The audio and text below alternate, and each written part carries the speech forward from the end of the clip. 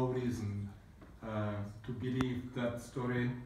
On the contrary, there's so much of factual evidence that we can have no doubts about the fact that the regime had, as we say in Czech, its fingers in that.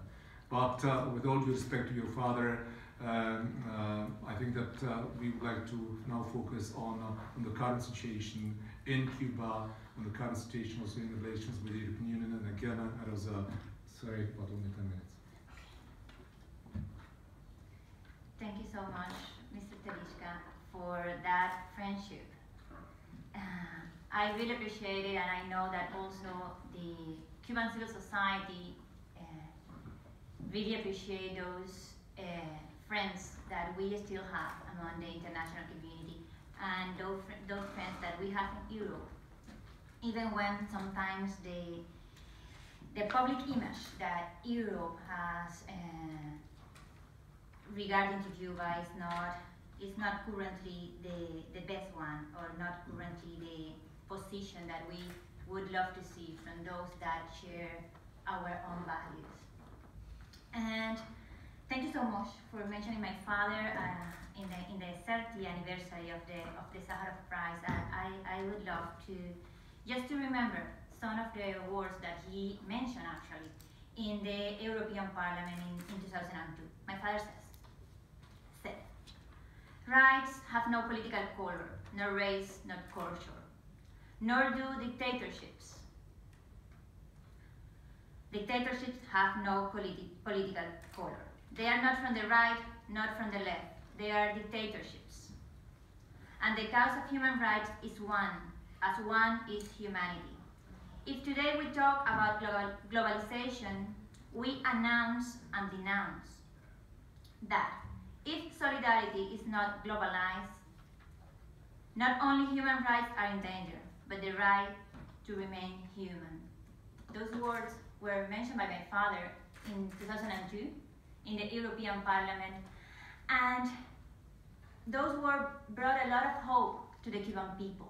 Not just because the message of a whole population fighting for their rights was out there and was acknowledged by the European Parliament, but also because we felt that maybe for the first time in many, many years, the international community and Europe was telling us, you are not alone. 10 years afterwards, the Cuban regime killed my father in an attack perpetrated by agents of the state security. And one of the reasons why the Castro brothers decided to finally end with the life of one of the leaders of the opposition, I'm sure it was because they felt that they had the impunity to do it, because they felt that the international community was not paying the sufficient attention to the situation of the human rights defenders in the island. Sadly, that situation hasn't changed a lot in the last years, at least not regarding the position of the European Union, at least not regarding that position towards the totalitarian regime in Cuba. Actually, not just the European Union. The previous panel mentioned the new High Commissioner for Human Rights in UN, Michelle Bachelet. And Paul, you mentioned how she talked about a list of countries that are actually currently violating human rights. She mentioned Nicaragua, she mentioned Venezuela, and she didn't mention Cuba. Even when the totalitarian regime in Cuba is one of the roots and one of the causes of the collapse of the Venezuelan democracy. Yesterday, in United Nations, took place for the first time in many, many years, an event to denounce the situation of the Cuban political prisoners. More than 130 political prisoners documented. It's very hard to document human rights violations in a totalitarian state. And the General Secretary of OAS revealed that OAS has the sword declaration of one of the students that was brutally tortured in Nicaragua in the recent month. And he identified the director of the center of detention in which he was violated as a Cuban. There are a lot of testimonies of the Venezuelan opposition, of Venezuelan military members denouncing the presence of the Cuban men and women from the Castro regime in all the ministries. Actually, 2 years ago, the General Secretary of OAS qualified as an occupation army in Venezuela. And even when Cuba, not Cuba, let me reframe this, even when the Castro regime is one of the roots of the evil, one of the roots of the destabilization of the democracy in the hemisphere, Madame Bachelet didn't mention Cuba as one of the countries that violates human rights. And we're not even start to talk about the violations of human rights inside the country.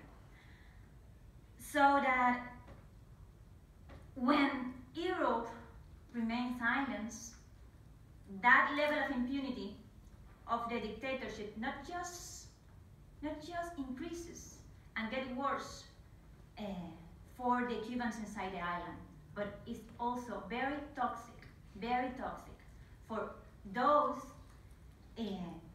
those countries, especially in the Latin American region.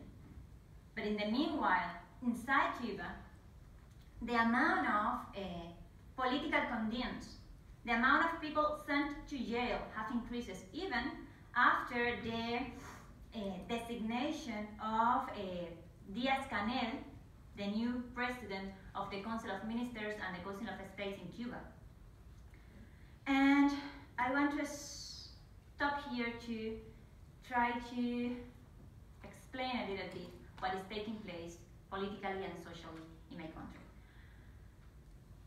We identify, and I think that the Cuban regime knows this even better than us, that the dictatorship is also deteriorating, that they are facing a huge legitimacy crisis. They have been never legitimate. They have been never chosen by the Cuban people. We haven't celebrated free, fair, and multi-party elections in almost 7 years in my country. But right now, the regional environment for the dictatorship has changed. A part of the governments and new governments in Latin America realized how toxic have been for the region to tolerate 60 years of a totalitarian regime. So the Cuban dictatorships are not so the prima donna of Latin America anymore. Biologically, those that have been for 60 years in power are also getting to the end, and there is no another general that came down from the Sierra Maestra to put in power. Raúl Castro have designated a person to be in the head of the Council of Ministers and the Council of State, and this person, Díaz-Canel, expressed in his first speech as the new president to the population, he expressed, and I'm quoting, "The most important decisions are going to be taken by Raúl Castro." So he acknowledged and recognized in front of all Cubans and also in front of the international community that he has not power. On the other hand, that was something that we already knew, because the Cuban Constitution, the current Constitution, says that the Cuban Communist Party is the director of the society and the state. The chief of the Cuban Communist Party is Raúl Castro. But the current Constitution also says that that political system is irrevocable, and also says that the article that says that the political system is irrevocable cannot be changed by anyone, never, ever. But they are in a crisis, so what they did, they invented a constitutional reform. that have been sold to the world, have been sold to Europe. You can read in the El País that, well, the new Cuban constitution does not mention communism anymore, which sadly is a lie. This reform have been done with the objective, of course, of giving some signs to the international community to create the perception that things are changing without actually change anything. The new project, the text of the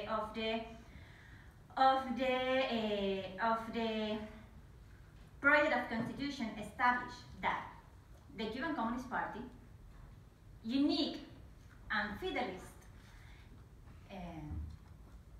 is the director of the society and the state. Established that political system is again irrevocable. Also established that those that want to change that political system could be subjects of violence because it is allowed the use of weapons against anyone that wants to change that political system. And also established Article 5, my dear friend, Article 5 of the text of the project of the Cuban Constitution. And also established that you cannot reform that constitution to change the political system. So, what we are facing is the effort of the dictatorship to perpetuate its power.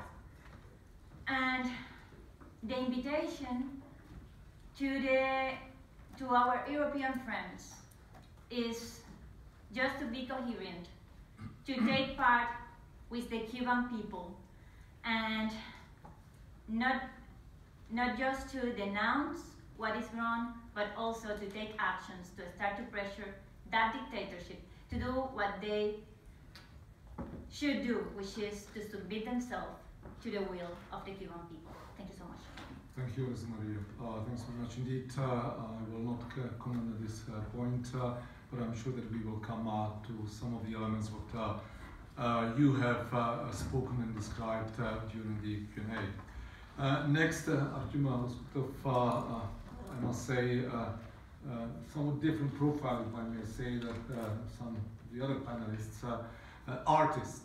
And I must say that when